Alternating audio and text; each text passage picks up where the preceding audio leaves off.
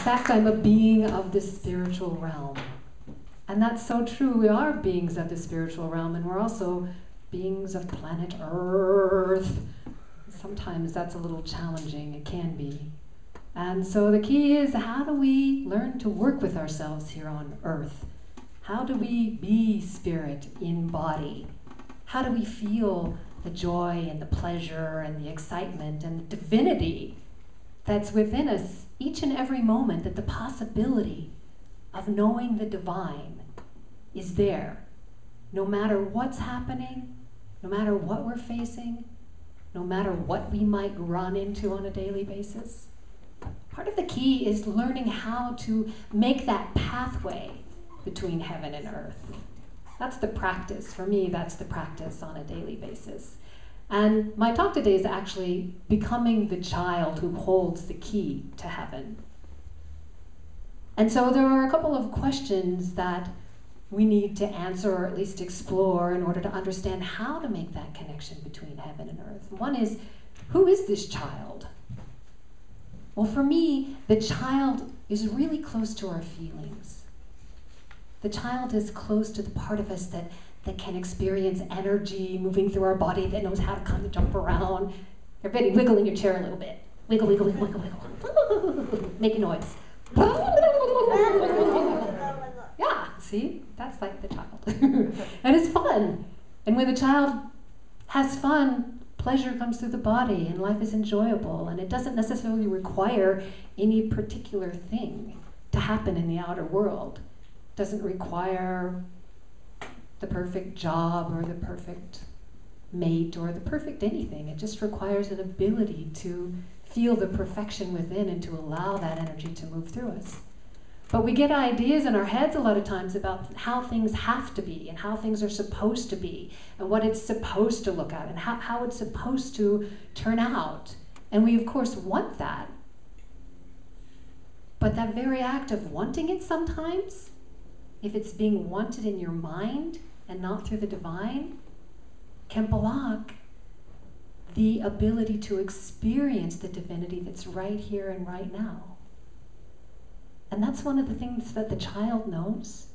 It knows how to be here now. From the time it's a little bitty infant. Part of the challenge, though, of the child and becoming the child, once again, the divine child, not just the human child, but the divine child, is that the child within us, the little one that grew up from mommy's breast, hopefully if you were lucky, to the adult being that we are today, went through a lot of experiences that somehow, as Chandra said, maybe weren't validating, maybe didn't feel good, maybe were difficult, maybe were challenging and painful. And sometimes those painful energies continue to live in our body. And when we have the idea that we shouldn't feel what's in there, then we tend to block it and push it down and try to stop it and try to make it go away. And that prevents us from allowing the connection with the heavenly part of ourselves. Because the heavenly part of ourselves, especially when it comes from the heart, that connection happens through the feeling realm when it's going to come down here to earth. I kind of see it as two ways. There's the way of getting to heaven where you just kind of lift up out of yourself and you fly around up with the angels, up in the clouds, and you're kind of free of your body, and you can do it in meditation maybe, or you can do it in prayer, and oh my gosh, it's so amazingly beautiful. But it's extremely magical when you can get the spirit to come down into your body too, and where you can feel the spirit moving through you and coming down into the earth and enlivening your body and enlivening the earth and bringing the spiritual realms here down to the planet, because we need it. We need the love and the peace and the magic and the prayer. We need it down here. And so that comes from our ability to trust that the feelings that are in our body that maybe we're afraid of, because way back when we were a little bitty, they had to do with something that happened that maybe we don't even remember, but it felt scary, to trust that that's just energy. And every energy comes from the divine. So if we can just breathe enough and expand enough and allow enough to let that energy just move, magical things start to happen. And maybe it means some emotion's going to come. Maybe you might cry a little bit. Or maybe you might feel mad. Mad, because I didn't get what I wanted. That can happen. But if you allow the energy to express in just a safe place, in a safe way, and get it out of your body so that the body can open to receive the divine, then the possibility of achieving what you want is there. And guess what? Even if you don't get it right away, you can still be happy because you've got the energy moving through you. And the ultimate pleasure comes from the energy itself. It comes from the divine, not necessarily from the thing that you get outside, which is great. Believe me, I love all that stuff. From cookies to great jobs to praise to success, all of it, I love it. But I don't want to be dependent on it. I don't want to have it in order to be happy. I want to be able to be happy just now, just 'cause I can feel the presence of my soul, the presence of the spirit moving through me. And that is possible. I'm telling you, I practice it every day. And the more I practice it, the better I get at it. And I blaze this pathway to heaven so that heaven starts experiencing itself and expressing itself right here on earth, where we need it.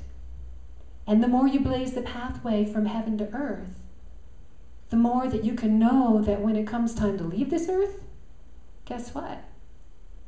You already know how to get to heaven. You're already there because you've been living it. You've been living it in your body, in your life, in your daily experience, every single day, as much as you can. And for me, in today's world, especially right now, where there's so much going on that's so challenging for people, we're so divided, everything seems so split. That is just such a challenge to find this place of unconditional love, this place of the child, this place of acceptance and inclusion. I love that this is an inclusive place where everyone is welcome and all pathways to the divine are recognized and all expressions are accepted. To me, that's unconditional. That's the unconditional love of the heart. And the heart and its unconditionalness is the only thing that allows us to unify, because it finds a place for everything. It allows the beauty, but it also accepts the challenge. It allows for the joy, but it also lets the sorrow be there. Because as children of earth, we tend to get attached to things. Sometimes we get attached to the things that we love. Often, we always do. Our family, our house, our pets. Oh my gosh. I remember I was meeting with a woman once, and she'd been studying a lot of non-attachment types of religious practices that told her basically not to feel and to just let go and to move on and all of that. And her dog had died, and she wasn't letting herself grieve because she didn't feel that that was spiritual. And I explained to her, you know what? We feel what we feel down here. You don't want to hold on to it forever, but the more you feel it, the more deeply you feel it in the moment, the more you grieve and grieve to your toes, the faster you can heal. Because we're feeling beings down here. We feel. And we want to feel. That's what makes it magical. That's what lets us experience the joy of the song. What would a singer be without their feelings? We wouldn't get it. You know, we wouldn't be able to experience. So what about this giving out and lifting up? You know, we can feel the energies coming back and forth between all of us through this energy body that to me is part of the feeling body. It's not really the physical body. I'm not touching Shauna right now, but I can feel her, and I'm sure she can feel me in this moment. Yes, I can. And I can feel you guys too, because we're all walking in this field of energy, of life force, of love. To me, that's the divine here, this unconditional love, the feminine part of the divine, in a way. The mother, the earth, the mother, the father, all of it vibrating and breathing and coming together in this amazing world of possibility. And so somehow when this little child gets hurt, we block it off and we protect it and we hold it deep inside our heart, but we put up walls to make sure that it doesn't get hurt anymore. And in a way, that's smart, because we want to protect our children. I notice there's a little girl here somewhere. I bet her mommy does everything she can to protect her. But sometimes when we're adults and we're protecting the child in our heart, it doesn't really serve us, because we want to be able to breathe and move and feel each other. Because that's where the magic is. That's where the possibility of love is, and healing and connection and joy and magic and all the amazing things that we want to experience here on earth. But when we put up that defensive wall because we're afraid of being hurt, we lose the magic. And so eventually we just have to learn to trust again. And not so much trusting in what we learned when we were kids, or trusting in what our parents taught us, although that might be wonderful and wise, or even trusting in what we learned in church or in other religious experiences, but trusting in our own divinity. Trusting in our own guidance and connection to the divine, because our own soul and our own wisdom and our own connection to God has the truth for us, knows it. And the way we find that is we just get quiet. We quiet that monkey mind that Reverend Janet was talking about last week. And we let it come in.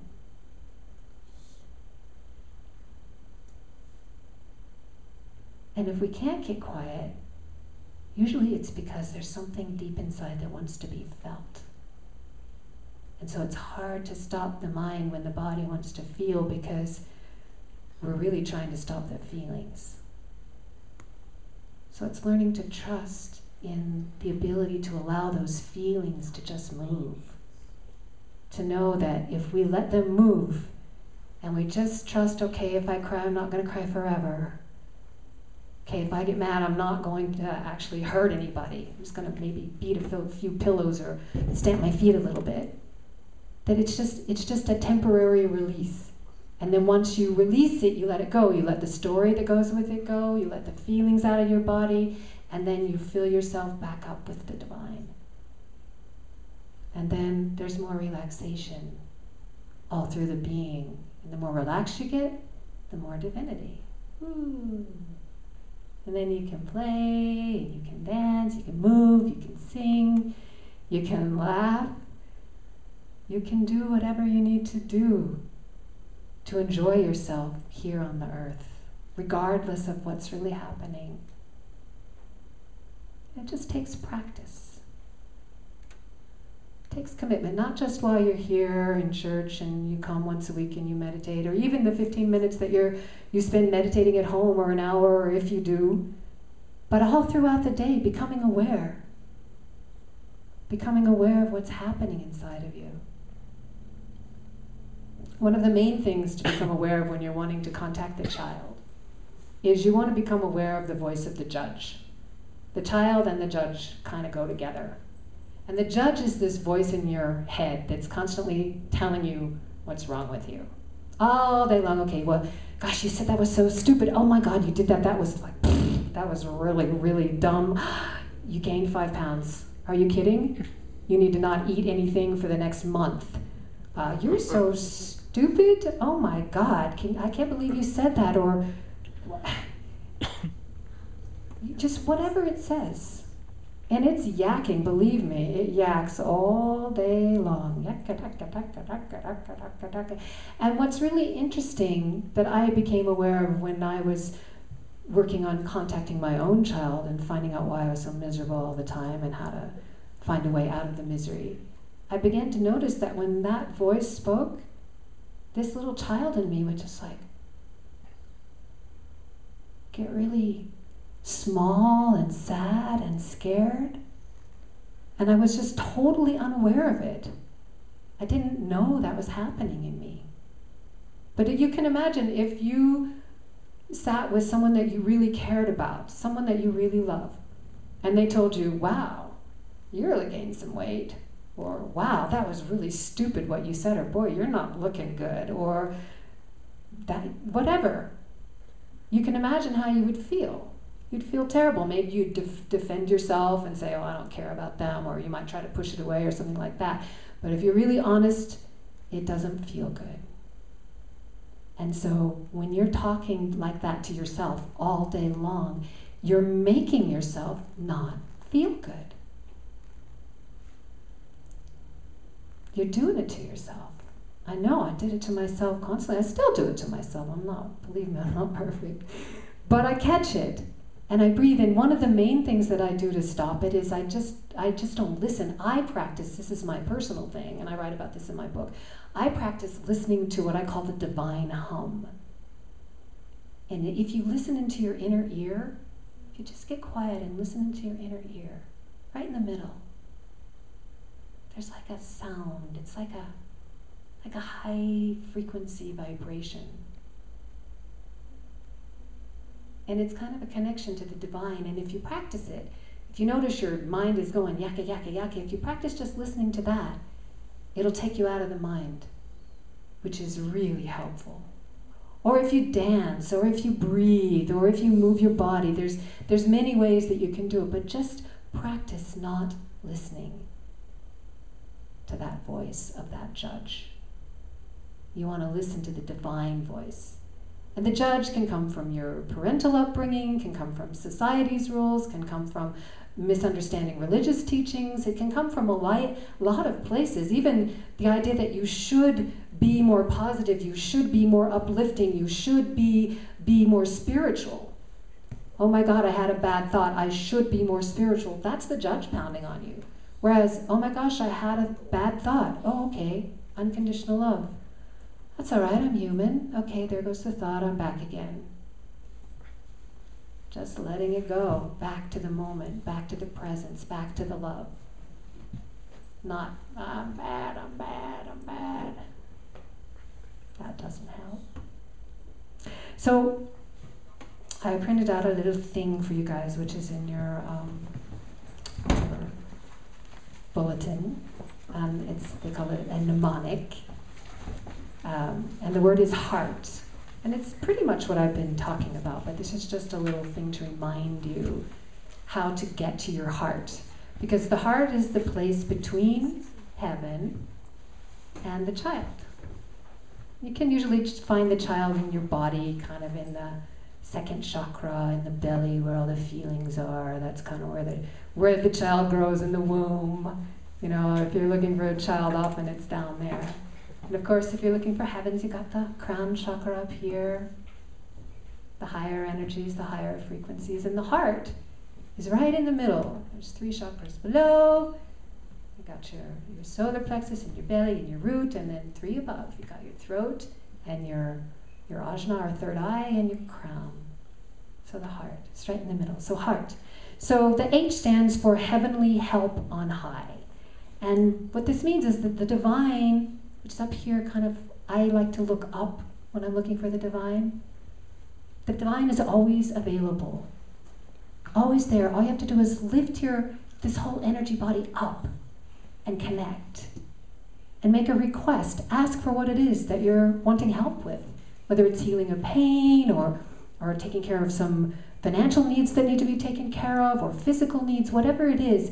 You need to ask for the help. You need to make it be known that I need some assistance here. Heavenly help on high. And then the E is enliven on earth.